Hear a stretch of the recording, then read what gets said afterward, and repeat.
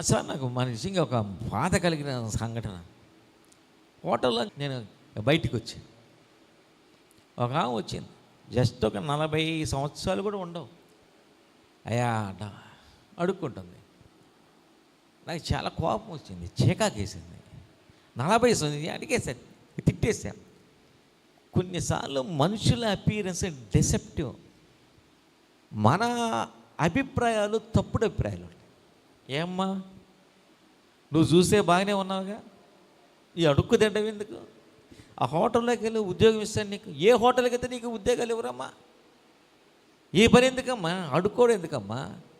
ఒళ్ళుంచి పని చేసుకుంటే నీకు డబ్బులు వస్తాయిగా అంటే ఆమెన్నదే, చూపినండి, ఆమెన్నదే, అయ్యా షుగరు ఫుల్గా ఉందయ్యా, కాసేపు చేస్తే అలసిపోతానయ్యా అనేది.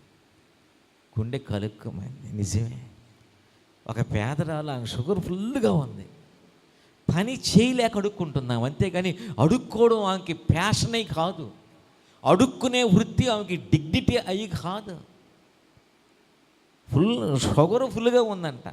ఆ షుగర్ తగ్గించుకునేదానికి, షుగర్ ఉన్నోళ్ళు డబ్బున్నోళ్ళు తగ్గించుకునేదానికి జొన్న రొట్టి తింటాడు, కిందవా తింటాడు, ప్రోటీన్ తింటాడు, మటను చికెను ఎగ్స్ తింటాడు. ఆమె తింటుంది, కాసేపు చేసి తలిసిపోతా. అందుకని నన్ను ఎవరు పనులు పెట్టుకోవడం లేదయ్యా.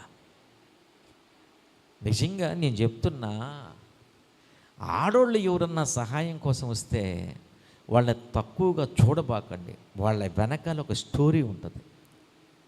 వాళ్ళ మీద ఆధారపడ్డ వ్యక్తులు కొంతమంది ఉంటారు.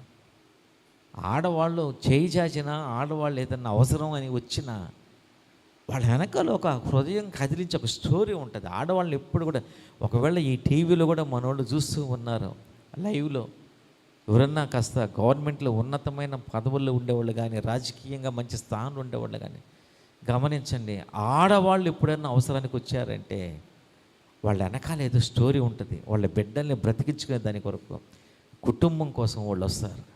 వాళ్ళని నెగ్లెక్ట్ చేయకూడదు. ఇప్పుడు కూడా మనం అనుకోవచ్చు వాళ్ళ ముఖాలు చూస్తే బాగలేకపోవచ్చు, వాళ్ళ అపీరెన్స్ బాగలేకపోవచ్చు, కానీ వాళ్ళు పడే తపన, వాళ్ళు యుద్ధం చేస్తున్నారు కుటుంబాన్ని బ్రతికించుకునే దానికి. దాన్ని మనం గౌరవించాలి, గుర్తించాలి.